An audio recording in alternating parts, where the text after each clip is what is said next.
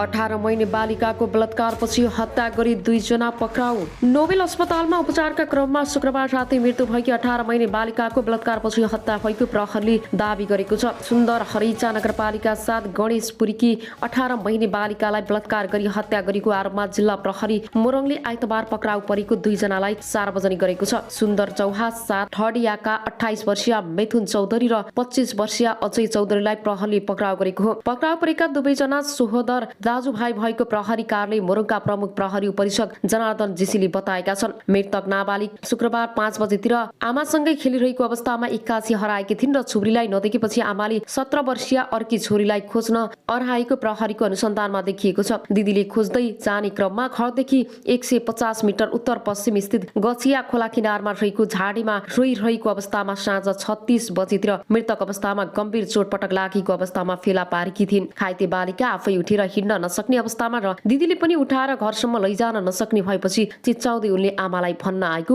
बताएको छ। त्यसपछि आमा छोरी मिलेर घाइते बालिकालाई नजिकैको स्वास्थ्य क्लिनिकमा लगेका थिए र स्वास्थ्य कर्मीले नाबालिकाको टाउको दुवैतिर सुन्निएको र योनाङ छेद विच्छेद भएको अवस्थामा देखेपछि प्रहरीलाई खबर गर्नु पनि भन्दै तत्काल इलाका प्रहरी बेलबारीलाई फोन गरेर जानकारी गराएको उनले बताइन्। खबर पाउने बित्तिकै तत्काल इलाका प्रहरी बेलबारीका प्रमुख प्रहरी निरीक्षक सरोज खनाल स्वास्थ्य क्लिनिक पुगेका थिए। नाबालिकाको स्वास्थ्य अवस्थाबारे जानकारी लिएपछि तत्काल थप उपचारका लागि विराटनगर पठाएर मातहतको माथिल्लो निकायलाई जानकारी गराएर घटनाबारे अनुसन्धान सुरु गरेको प्रहरी उपरीक्षक जनार्दन जीसीले बताउनु भएको छ। यही क्रममा उनी आफै पनि घटनास्थल पुगेर बालिका हराएको समयदेखि फेला परेको अधिवक्ता उक्त क्षेत्रमा आइ गएका व्यक्तिहरूको सूची बनाउँदै नियन्त्रणमा लिएर सोधपुछ गर्न थालेको उनले जानकारी दिन्। रातभर सोधपुछ गर्दै जाँदा शनिबार बिहान 5 बजेतिर चौधरी दाजुभाइले नै बलात्कार गरेर हत्या गरेको निष्कर्षमा हामी पुग्यौं उनले भने। त्यसपछि मामाको घरमा सुतिरहेका दुवैजनालाई नियन्त्रणमा लिएर घटनाको अनुसन्धान सुरु गर्यौं। गछिया खोलामा बालुवा चार्दै गरेका दाजुभाइ मिथुनसँग भाइ अजयको दिउँसो 3 बजेतिर भेट भएपछि नजिकैको केरा बगानमा गएर दुवैजनाले गाँजा खाएको अनुसन्धानबाट खुलेको जीसीले बताएका छन्। गाँजा खाइसकेपछि अजयले दाजु मिथुनलाई यही बस्नु त्यो घरमा बच्चा भेटियो भने म लिएर आउँछु भनेर गयो। उनले भने पहिलेदेखि नै बालिकालाई घर छेउमा एक्लै खेल्ने गरेको देख्दै आएका अजयले कोही नभएको मौका छुपी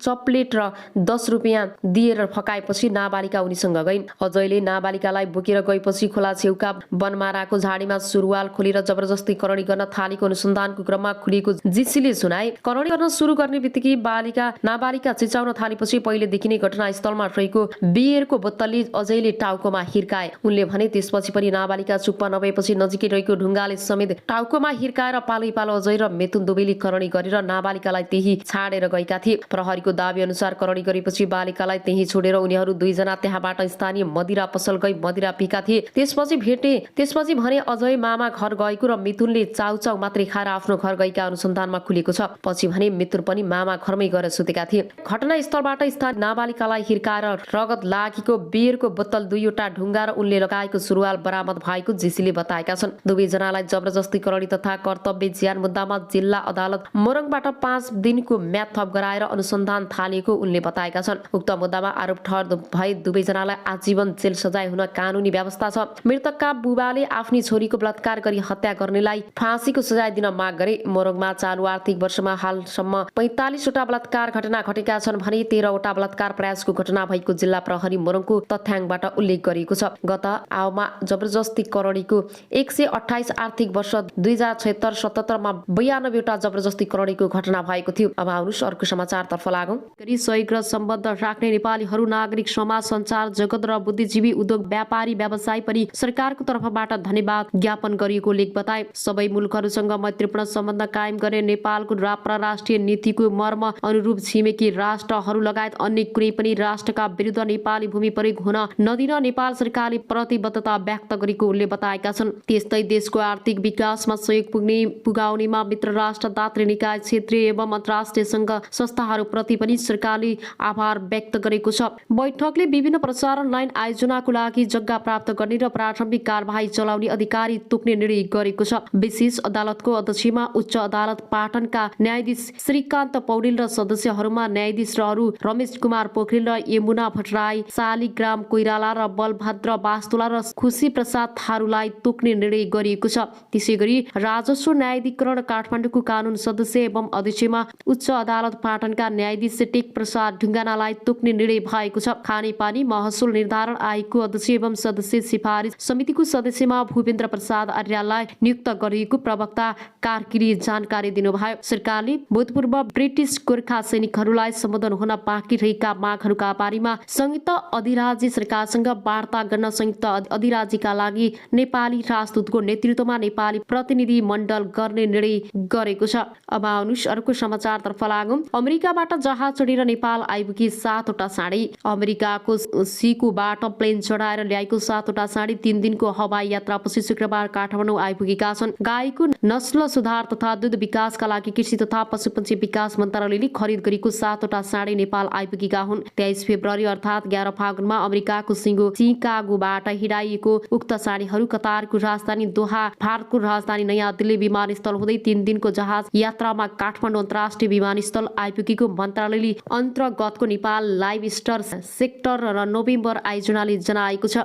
भारतको नयाँ दिल्लीसम्म कतार एयरवेजमा ल्याइएका साडीहरू त्यसबाट भने नेपाल एयरलाइन्सको जहाजमा चढेका थिए। नेपाल ल्याएका साडीहरू मध्ये 2वटा शक्ति 100% शुद्ध होलिस्टन जातका हुन् भने 5वटा 100% शुद्ध जर्सी जातको भएको आयोजनाका अनुगमन तथा मूल्याङ्कन अधिकृत डाक्टर केशव भट्टले जानकारी दिए। शुक्रबार आइपुगेको साडीहरू अहिले काठमाडौँमै आइसोलेसनमा राखेको र केही दिनमा पोखरामा रहेको बिर्री उत्पादन केन्द्रमा पठाइनेछ। कृत्रिम गर्भधान मार्फत नस्ल सुधार र दूध उत्पादन बढाउन 170 वर्षपछि स्केलमा पहिलो पटक 100% शुद्ध साडीहरू नेपाल ल्याएका छौं।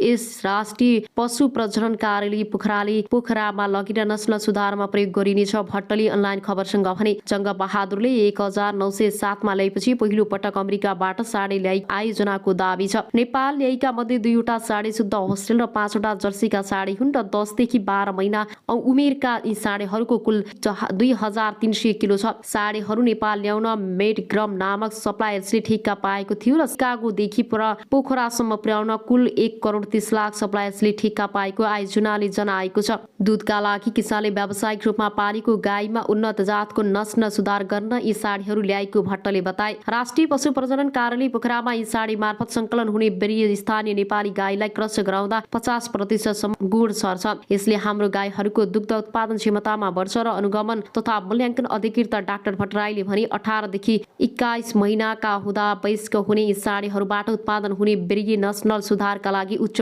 कोटिको हुने राष्ट्रिय पशु प्रजनन कार्यालयले जनाएको छ। अब आउनुहोस् अर्को समाचारतर्फ लागौं। 2वटा मोर्चाको आकस्मिक बैठक। नेपाल कम्युनिस्ट पार्टीको केन्द्रीय कार्यालय बन्द कर काठमाडौँ बस्यो र नेपालका क्रान्तिकारी देशभक्त प्रगतिशील राजनीतिक शक्ति र नेपाली जनताको राष्ट्रिय रूपमा अस्वीकृत विरोध र देशव्यापी सङ्घर्ष गर्दा गर्दै पनि देउवा सरकारले रातारात एमसीसी कन्फ्याक्ट पारित गर्न मूर्खता गरिरहेको छ। विज्ञप्तिमा यस्तो छ, राष्ट्रका विरुद्ध घोषणा गरिएको बन्द कार्यक्रमलाई पुरै तागतका साथ सफल पार्न देशभक्त वामपन्थी प्रगतिशील सच्चा लोकतन्त्रवादी लगायत आम जनसमुदायमा अनुरोध गरिएको छ। यसका विरुद्ध राष्ट्रिय रूपमा प्रतिवाद सङ्घर्ष सञ्चालन गर्नु देशभक्त नेपाली जनताको कर्तव्य हुन पुगेकाले विषयको यही संवेदनशीलतालाई दृष्टिगत गरी हामी 6 कम्युनिस्ट पार्टी र 2 मोर्चाले तत्कालीन जनसङ्घर्षको कार्यक्रम घोषणा गरेका छौं। यसलाई पुरै लगातार तागतका साथ सफल पार्न देशभक्त वामपन्थी प्रगतिशील र सच्चा लोकतन्त्रवादीहरू लगायत आम जनसमुदायमा विनम्र अनुरोध गर्दछौं। साथै आज एमसीसीको विरोधमा आन्दोलनमा घाइते सम्पूर्ण देशभक्त योगदानहरूको स्वास्थ्य लाभको कामना गर्दछौं। विज्ञप्तिमा भनिएको छ, नेपाल बन्दको घोषणासहित संयुक्त प्रेस विज्ञप्ति जारी गर्नेहरूमा नेकपा महासचिव विप्लव, नेकपा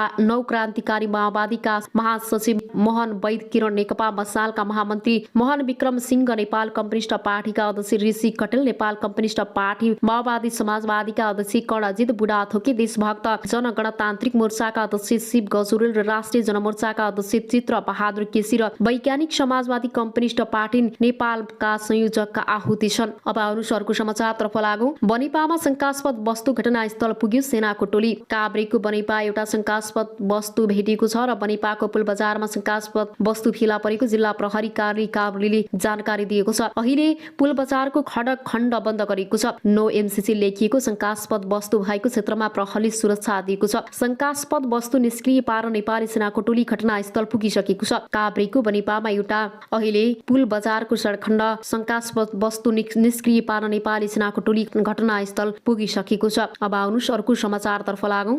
उसले नमानेपछि हामीले यो गेम खेल्न बाध्य भएर पललाई डुबाउने षड्यन्त्र बनाएका थियौँ। नाबालिकालाई घरबेटी लगाएर मार्न भन्यो भनिएको अडियो झुट हो, किनकि यो घरबेटी भगवान हुन्। अडियोमा आएको 1 करोडको बार्गेनिङ अडियोमा भएका साथीले गरेको हो। हामीले पललाई जुन ठाउँबाट आएको हो त्यही पठाउन पर्छ भनी हामीले भनेका हौँ। यो त सानो कुरा हो, ठुलो त अझै के भनेका थियौँ। हामी पनि सबै मिलेर पलको ठुलो प्रोजेक्ट विफल पार्नुमा हाम्रो ठुलो हात छ। हामीले पललाई मार्नसम्म योजना बनाएका थियौँ। पूरा जानकारीको लागि यो भिडियोलाई सक्दो शेयर गरिदिनु होला। यसैगरी गायिका नाबालिकाले प्रहरीमा दिएको जाहेरीमा उल्लेखित विवरण अनुसार अन्तिम पटक घटना भएको स्थान तनहु भएकाले उनी त्यही पुगेकी हुन्। यो जाहेरी नाबालिकाले गत माघ जिल्ला प्रहरी कार्यालय कास्कीमा दर्ता गर्न खोजेकी थिइन्, तर त्यसबेला प्रहरी घटनास्थल तनहु भएकाले त्यही जान भनेको थियो। त्यही बेलाको जाहेरीमा सामान्य संशोधन गरेर आज नाबालिकाले बुझाएकी हुन्। उक्त जाहेरीमा यस्तो छ, उल्लेख भएको विवरण हेर्नुहोस्। म जाहेरीवाला परिवर्तन जिल्ला 39 अन्तर्गत सानो कृषि पेसा व्यवसाय गरी श्रीमती छोराछोरी सहित 5 जनाको परिवार सबै आइरहेकोमा मेरी छोरी वर्ष 16 कि विगत 3 वर्षदेखि गायन क्षेत्रमा ख्याति कमाई सुर राम्रो भएको कारण सामाजिक सञ्जालहरूमा समेत चर्चित भई इज्जत प्रतिष्ठा कमाउने काम गरेकी छन्। यसै क्रममा